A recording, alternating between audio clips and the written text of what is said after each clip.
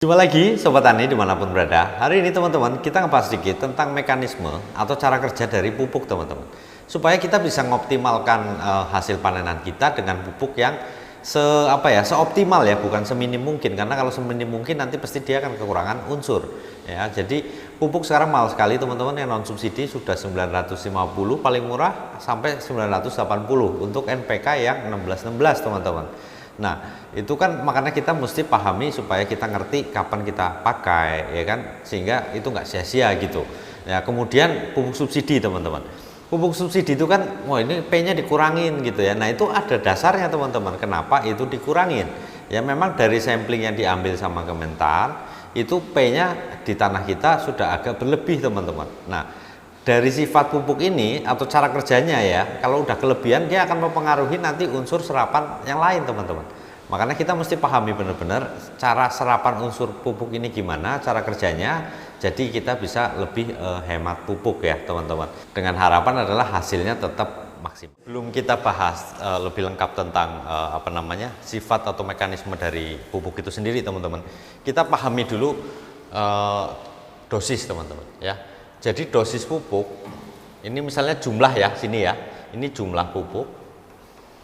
Kemudian yang atas ini adalah hasil panen ya, hasil. Nah, kita kalau nanam teman-teman bukan seperti ini teman-teman. Ini enggak begini ya. Jadi bukan dengan banyaknya pupuk itu akan meningkatkan hasil ya. Itu tidak seperti itu, tetapi yang terjadi adalah begini ya, kemudian begini, kemudian turun lagi. Nah, ini cara kerjanya pupuk teman-teman. Jadi bukan linear begini ya. Nah, ini di sini ada titik di mana dia hasil paling maksimal ya. Nah, hasil maksimal dari tanaman itu tidak hanya dipengaruhi oleh pupuk teman-teman, tapi dipengaruhi juga mulai dari suhunya ya, kelembaban udara itu akan mempengaruhi hasil panen. Kemudian bibitnya ya. Jadi misalnya bibit itu kita beli F1 cabai misalnya. Di situ keterangannya 1,2 kilo per batang ya. Nah, berarti kita hitung aja 1,2. Nah, kalau bisa lebih itu kan udah urusan yang lain, tapi hasil maksimal rata-ratanya adalah 1,2 kilo per batang misalnya gitu ya. Nah, itu dipengaruhi oleh bibitnya, kelembaban udara, kemudian hama penyakit teman-teman. Ada nggak hama penyakit?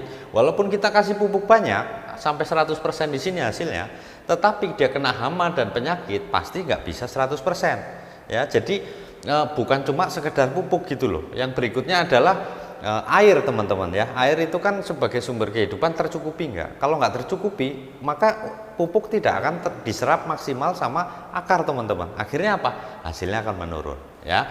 Jadi misalnya ini di sini 100% kita dapatkan hasilnya ya, 100%, mudah-mudahan kelihatan ya. Ini juga 100%. Ini di sini anggap kita pakai di sini adalah 1 ton ya. 1 ton. Ini di sini juga kita masih pakai 1,5 ton ya. Di sini kita udah mulai pakai di sini 2 ton gitu. Nah, kalau di sini ini kita pakai misal 500 kilo ya. Nah, jadi jumlah pupuk selain kita tadi mengendalikan hama penyakit ya, kemudian tidak ada gangguan cuaca yang terlalu ekstrim gitu ya. Dengan pupuk 500 kilo ini pasti akan kekurangan ya. Ini udah pasti teman-teman, karena kebutuhan pupuk kayak kita kurang makan ya pasti berat badan menurun ya kan, kemudian cepet jadi gampang sakit, otomatis nggak bisa hasilnya maksimal. Nah, kalau 1 ton pas, nggak berlebihan, berarti ini yang kita mau ya kan. Nah, tapi lebih sedikit gimana ya, nggak apa-apa. Kalau lebih sedikit misalnya di tengah-tengah sini 1,2 gitu, nggak apa-apa. Ini kan untuk menjamin kita dapat hasil yang maksimal ya kan. Nah, kalau udah di sini mulai bergerak turun ini namanya sultan teman-teman ya. Jadi boros pupuk ya kan, sultan banyak duit jadi pupuk mahal nggak ada masalah gitu. Nah, terus ada lagi yang lebih ini, maksudnya baik, ditambahkan pupuk sebanyak mungkin supaya hasilnya bagus, tetapi ternyata hasilnya nggak bisa maksimal, ternyata cuma 50% misalnya. Nah, ini kenapa? Nah, inilah cara kerja pupuk teman-teman. Jadi kalau kelebihan pupuknya terlalu banyak, itu bisa menyebabkan satu namanya antagonis teman-teman ya.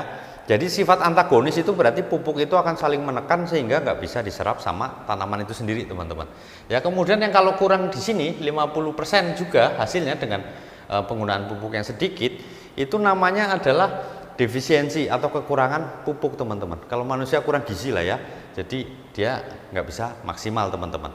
Nah, kalau 100% ini dipengaruhi oleh apa? Ya kan? Yang pertama tanamannya sehat, bibitnya bagus, airnya tercukupi, suhu dan kelembaban bisa terjaga. Nah, kemudian di sini ini berarti ada yang namanya cara kerjanya sinergis teman-teman. Ya, jadi di antagonis yang menyebabkan kita nggak bisa maksimal, ya. Kemudian kekurangan unsur atau defisiensi. Yang berikutnya adalah sinergis atau pupuk itu sama-sama saling melengkapi, bekerja sama supaya bisa diserap oleh tanaman teman-teman. Nah, kemudian ada lagi satu sifat pupuk yang jarang dibahas ya teman-teman, yaitu stimulan atau stimulus teman-teman. Jadi kadang-kadang kita pakai pupuk karena ketersediaan pupuknya agak langka kadang-kadang gitu ya, kita terlalu banyak pakai misalnya nitrogen. Nah, dengan penggunaan nitrogen yang berlebih, maka akan otomatis nanti dia menimbulkan stimulus teman-teman. Dia butuh unsur lain untuk menyeimbangkan nitrogennya. Kalau enggak, dia akan sakit, gitu loh. Ya, jadi samalah kayak kita. Kalau cuacanya panas, mau nggak mau kita haus, pengen minum teman-teman. Ya, tapi bukan karena kita haus, karena badan kita mengeluarkan sekresi keringetan. Jadi kita butuh minum supaya cairan tubuh kembali lagi ya. Jadi bukan dari faktor kita haus enggak sebenarnya, tapi kan dari faktor panas ya kan, suhu itu tadi. Nah, itu menimbulkan stimulus teman-teman. Jadi kelebihan unsur baik itu NPK gitu ya dan lain sebagainya akan menimbulkan kalau berlebih ya stimulus untuk dia minta unsur hara lainnya. Nanti kita bahas semua teman-teman ya. Jadi kita bahas satu-satu dari yang antagonis saja yang paling sering dibahas ya, baru nanti sinergis, habis itu stimulus itu yang seperti apa ya. Sebentar saya hapus dulu. Oke teman-teman ya, jadi mekanisme atau cara kerja pupuk itu sendiri teman-teman, itu ada 3 macam ya yang saya tahu ya. Yang pertama adalah sinergis. Nah, sinergis ini adalah saat pupuk itu jumlahnya tepat, dosisnya tepat ya, kemudian aplikasinya tepat, cara aplikasinya tepat, itu maka dia akan sinergis atau sama-sama bekerja untuk mengoptimalkan tanaman kita teman-teman. Itu sinergis ya.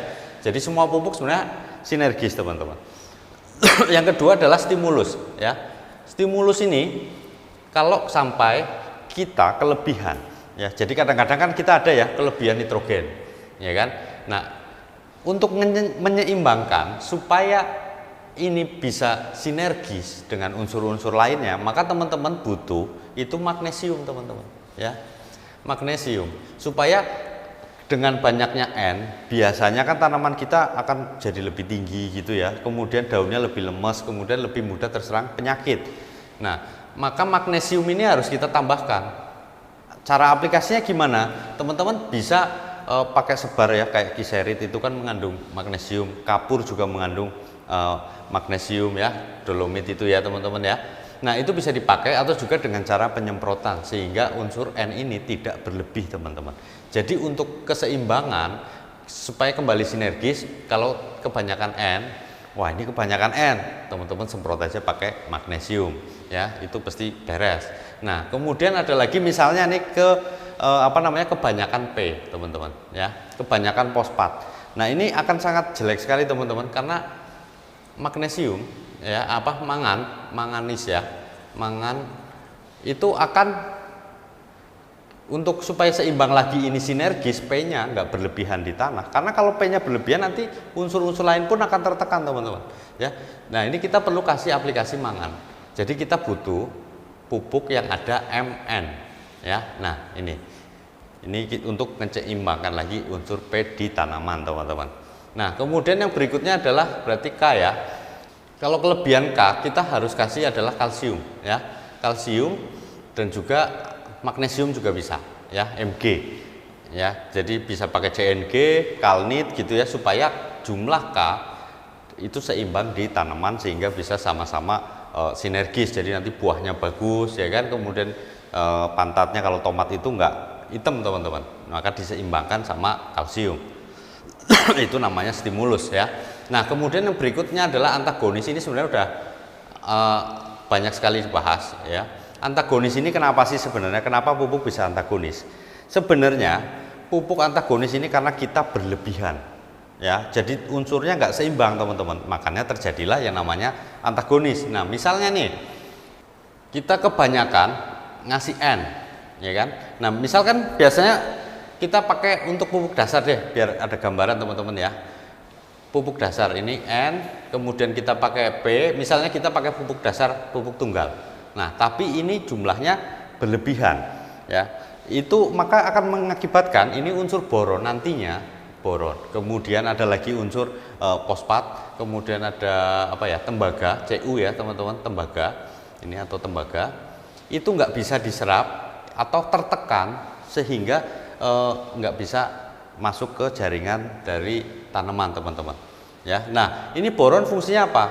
Boron ini untuk pematangan buah teman-teman ya, perbanyakan putik gitu ya supaya bunganya langsung jadi nggak rontok. Kemudian P ini untuk kekuatan dari tanaman itu sendiri. Kalau kebanyakan N udah pasti gampang terserang hama dan penyakit ya. Nah, Cu juga nggak bisa masuk. Ini kalau Cu ini berarti dia terkena jamur teman-teman ya, maka penyakitnya gampang masuk kalau kelebihan N. Makanya ada bahan aktif apa namanya, fungisida itu yang bahan aktifnya tembaga, karena tanaman teman-teman sebenarnya kebanyakan N ya. Kemudian yang P teman-teman, nah ini yang paling fatal. Kenapa pupuk subsidi itu dikurangin unsur P-nya supaya serapan dari Fe ya, kemudian ada lagi Ca, ada lagi kalium ya, KCl teman-teman ya, kalium, kemudian tembaga dan juga zinc ini bisa maksimal teman-teman. Makanya pupuk subsidi yang sekarang P-nya dikurangin, karena berdasarkan sampel dari Kementan itu ya, dari beberapa titik sampel tanah-tanah di pertanian kita itu sudah kelebihan P ya. Kemudian ini unsur ini Fe kita tahu ya teman-teman, besi untuk hijau daun juga. Kemudian ada kalsium, kalsium ini banyak sekali peranannya.